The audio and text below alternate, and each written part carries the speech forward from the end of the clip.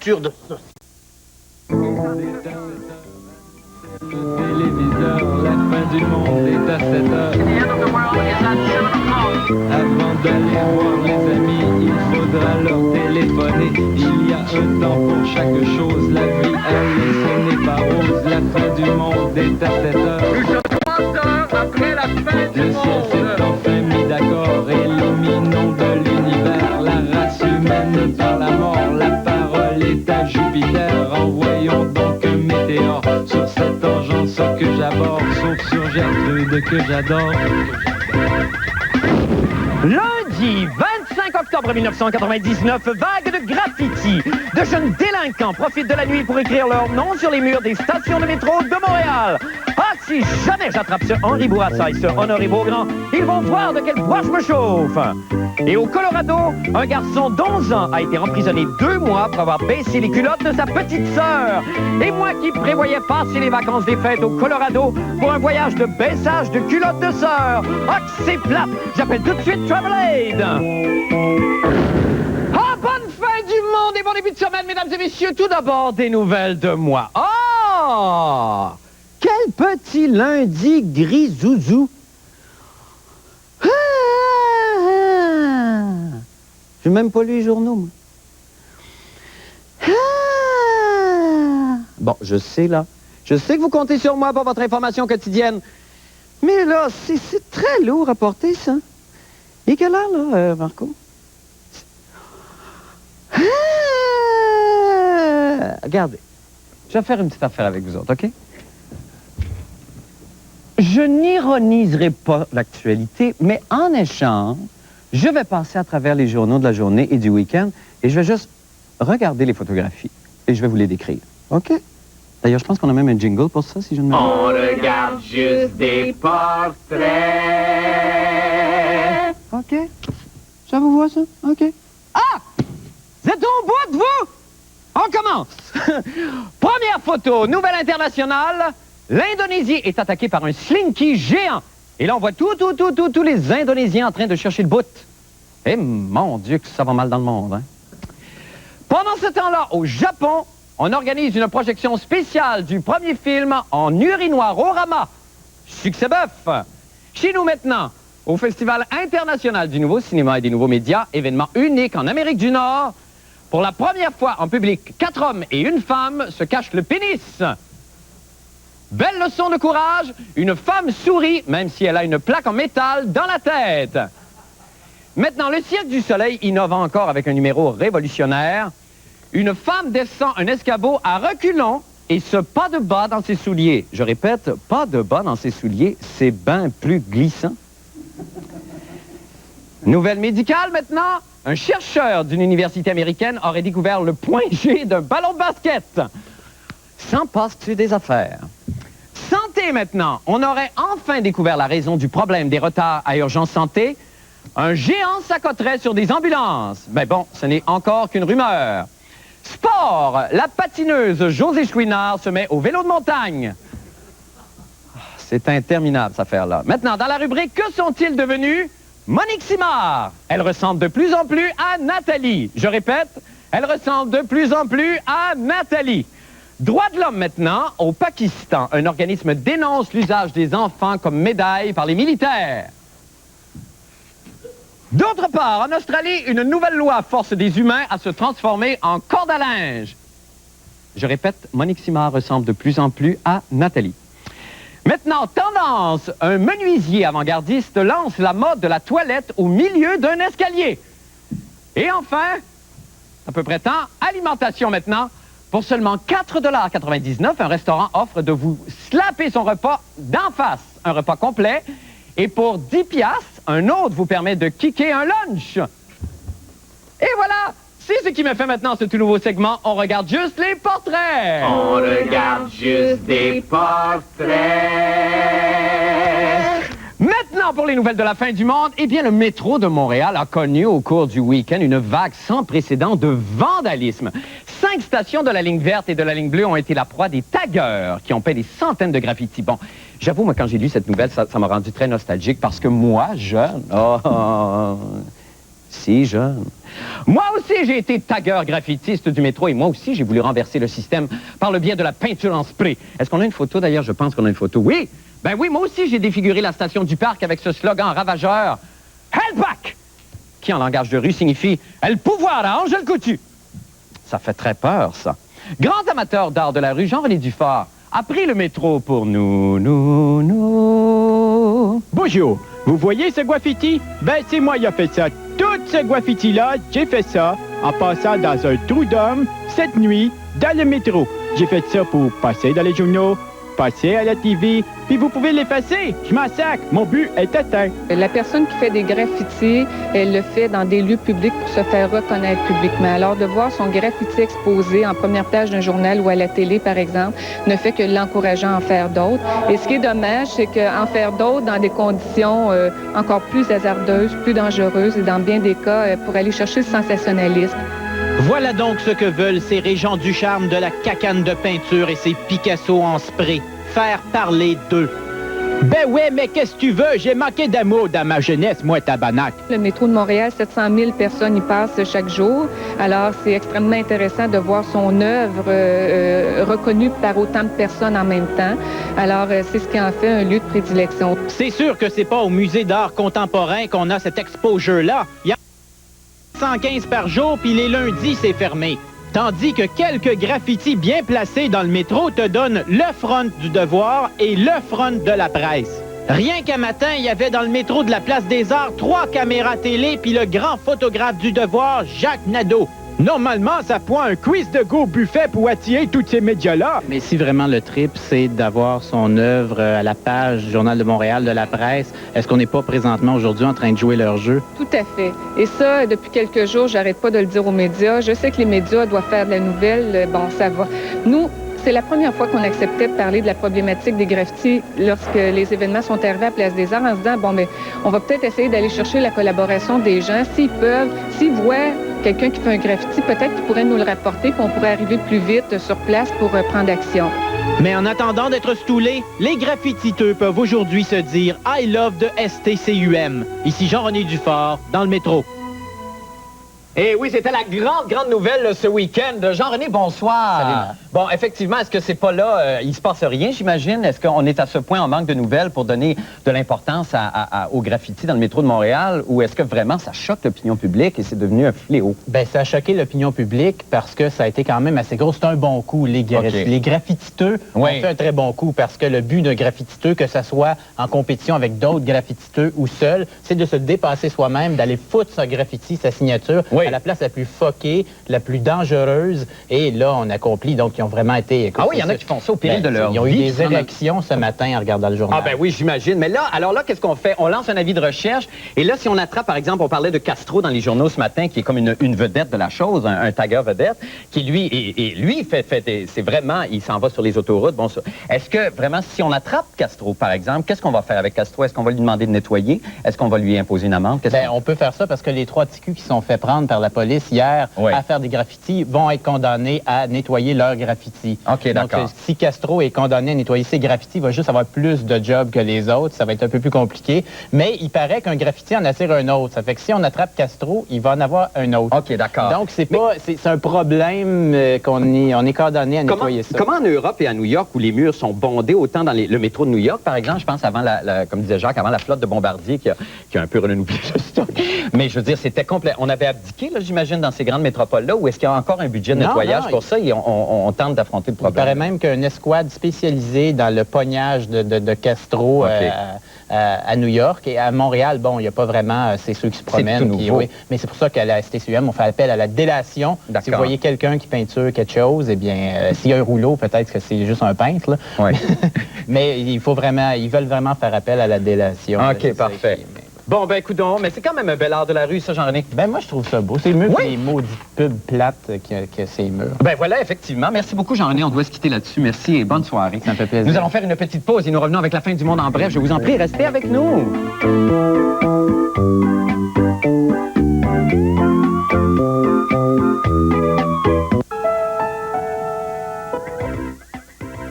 La fin du monde en bref maintenant. Un photographe de mode américain a mis aux enchères aujourd'hui sur Internet des ovules de mannequins. Ça, vous savez, c'est très, très facile à reconnaître un ovule de mannequin. Dans un tas d'ovules, par exemple, c'est le seul qui se retourne comme ça. Selon l'organisateur de cette vente, Ron Harris, les prix des œufs de mannequin pourraient atteindre 150 000 $. Alors, je ne sais pas si vous savez, mais en France, une pareille vente serait parfaitement illégale. Cependant, le photographe, M. Ron Harris, a su subtilement détourner la loi française pour parvenir à faire la promotion de sa grande vente d'ovules de mannequin. On a d'ailleurs des images. Good evening. My name is Mr. Thompson. Bonsoir, je suis Monsieur Thompson. Je suis un scientifique et un scientifique. Et aujourd'hui, ils m'ont demandé de parler du pudding tapioca. Je ne sais pas pourquoi.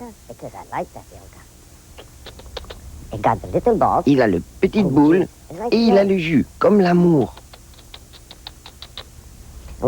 Et qu'est-ce que vous savez de... Oups, c'est plein de mannequins ici. Si vous voulez acheter le pudding, ou juste les petites boules,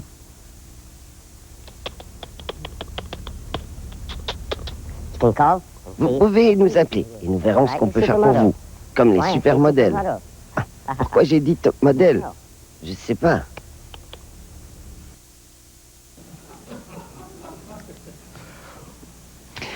Vous connaissez presque tous maintenant l'histoire du petit Raoul, ce garçon d'11 ans emprisonné pendant 2 mois au Colorado. Pourquoi? Parce qu'une voisine a surpris petit Raoul en train de regarder sa jeune sœur de 5 ans faire pipi. Ce qui me fait penser d'ailleurs, petit Raoul, ça, c'était pas une des séries américaines les plus populaires des années 60? Je pense que oui. Oui. À chaque semaine, petit Raoul regardait sa sœur faire pipi. Oui. Et après, il partait à cheval dans une autre ville, chez une autre de ses sœurs, en criant « Hi-ha, pipi !» C'était bon. Et pourtant, jamais petit Raoul de la télévision n'a été mis en prison, lui. Alors pourquoi aujourd'hui autant de pudibonderie pour un acte aussi innocent? Un excès semblable pourrait-il se passer ici au Québec? Après tout, comme se l'est demandé Isabelle Maréchal, qui n'a jamais joué au docteur?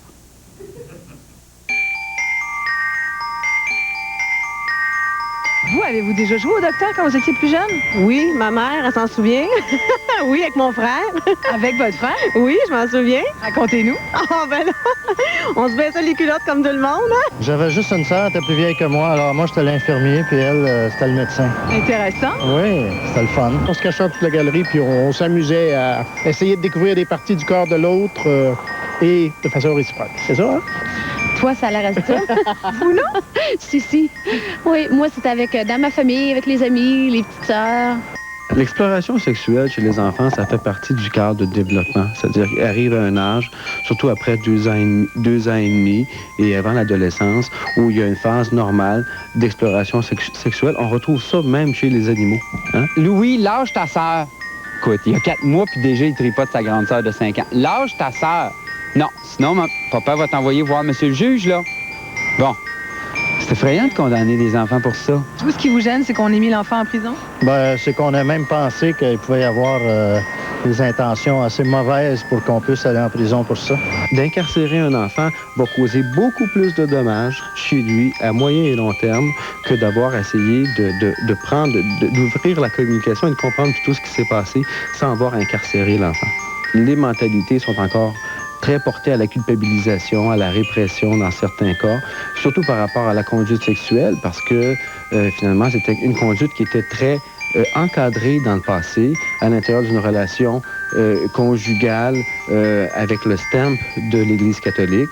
Aujourd'hui, c'est beaucoup moins dans cette direction-là. Tous les dimanches, on se retrouvait chez Tante Miérette pour un brunch. Et là, c'est ma cousine Joanne m'a un peu initié. Ouais. Vous en avez retiré du plaisir? Énormément. Ça a été mon premier contact avec les jeux de société. C'est malsain, à votre avis? Pas tout. Et nous sommes de retour avec Isabelle Maréchal. Isabelle, bonsoir. Bonsoir. On a reconnu quelqu'un quand même à la fin, là. Non, pas moi.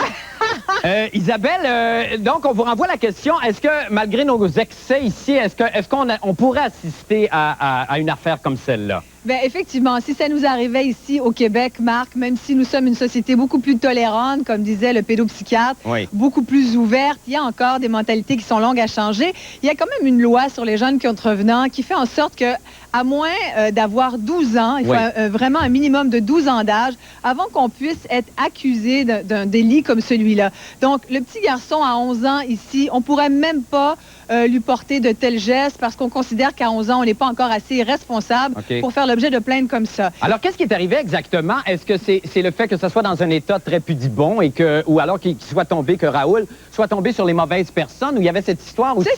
Oui, il y a quand même quelque chose de louche. Bon, évidemment, on n'est pas au Colorado, on n'est pas là pour suivre l'histoire. Ce qu'on en sait, c'est par bribes dans les journaux. On sait que c'est un petit garçon qui est né aux États-Unis de parents suisses. Les parents, d'ailleurs, ont fui les États-Unis, mais se promettent de revenir à temps pour le procès du petit garçon qui va bel et bien avoir lieu le 8 novembre, semble-t-il. Donc, il va bel et bien être traité en cours de justice. Épouvantable. En ce moment, il faut dire qu'il a été incarcéré 2 mois dans une institution pour jeunes. Et depuis une semaine environ, il est dans une famille d'accueil. Mais une chose est sûre, comme nous disait le psychiatre tout à l'heure, il va ressortir de là complètement perturbé. Il doit déjà être assez perturbé. Et quant à sa famille, c'est vrai qu'il y avait, on peut se poser des questions. Les parents, semble-t-il, auraient ouvert, mais sans vraiment l'opérer, un commerce sur Internet, un commerce de pornographie. Mais les parents nient tout, donc ce sera à voir. Semble-t-il qu'ils ont déjà été trouvés coupables. Ils ont même payé une pénalité pour avoir laissé leurs enfants sans surveillance. C'est-à-dire donc le petit garçon de 11 ans et sa demi-sœur de 5 ans sur qui il y aurait eu des attouchements sexuels. Mais lui dit que c'est simplement qu'il voulait l'aider à faire pipi. Enfin, une histoire un peu trouble. Tout ce qu'on sait, c'est qu'ici, tu vois, il y aurait eu quand même la DPJ qui aurait fait une petite enquête. Et tant que la sécurité de l'enfant et surtout sa santé n'est pas en jeu, ça n'aurait pas vraiment fait de quoi fouetter un chat. Ben, tant mieux. Ben, merci beaucoup, Isabelle Maréchal. On a tous fait ça. Ben oui, on a tous fait ça. Mais là, étendez-vous pas là-dessus parce que vous nous en avez parlé toute la journée. Merci, Isabelle. Nous allons faire une petite pause et nous allons au sport tout de suite après. Restez là.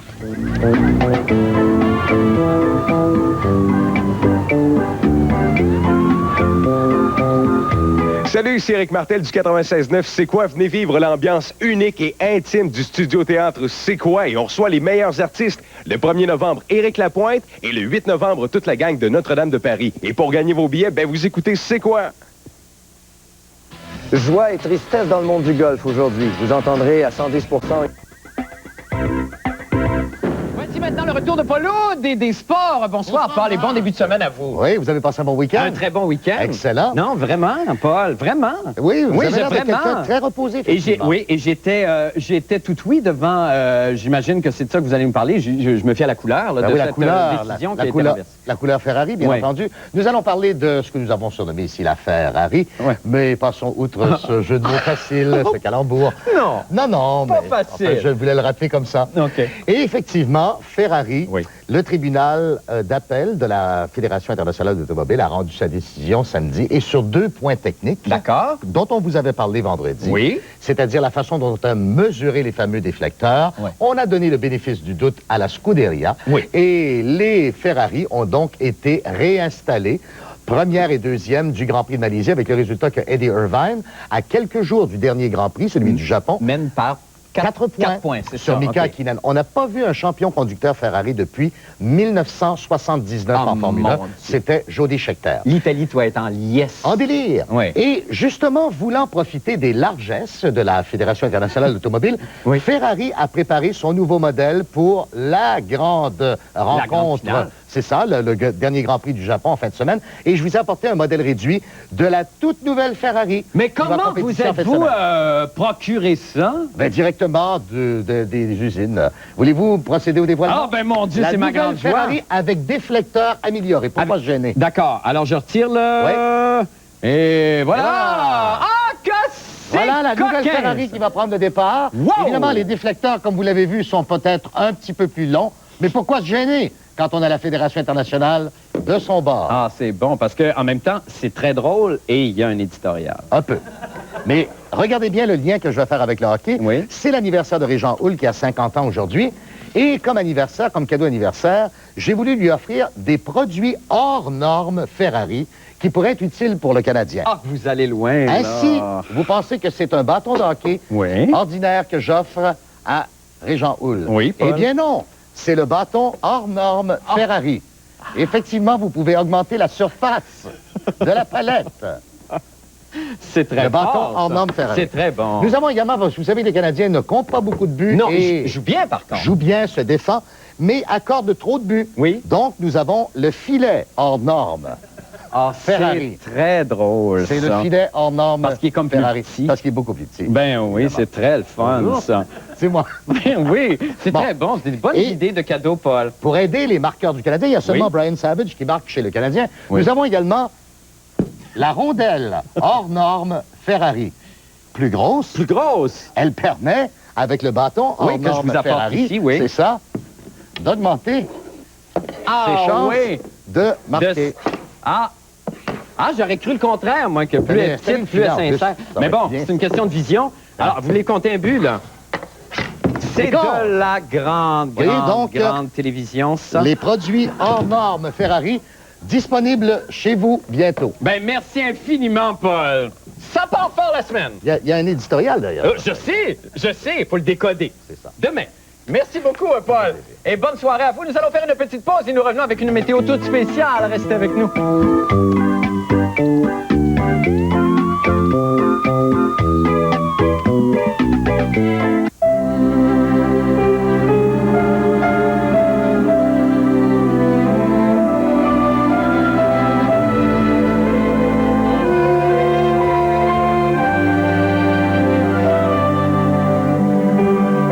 La beauté de la vie repose sur une foule de petites choses. C'est un peu comme les véhicules Ford. Ils sont le résultat d'une multitude de petits détails auxquels nous nous appliquons de tout cœur et avec une détermination d'acier. Regarde donc. C'est un amateur, ce gars-là.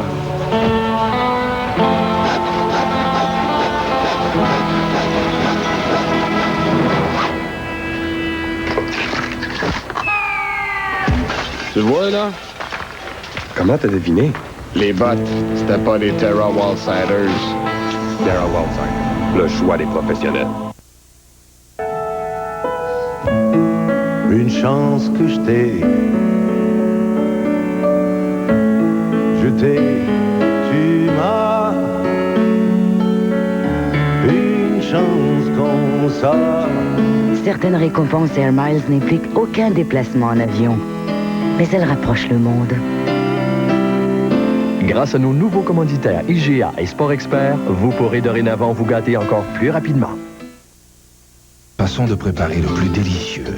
L'Halloween dimanche, là? Eh bien, cette semaine à la météo, nous avons des enfants déguisés. La machine, elle marche tout le temps. Alors, on rejoint tout de suite la météorologue amateur du jour, la jeune et jolie Audrey Maréchal Lauren, la célèbre fille d'Isabelle. Bonsoir, Audrey. Allô? Comment vas-tu? Ça va. Alors, Audrey, si la caméra peut se rapprocher un peu, explique-nous en quoi t'es déguisée, toi, pour l'Halloween? Sorcière. Ah, t'es déguisée en sorcière! Mais ça, c'est une sorcière qui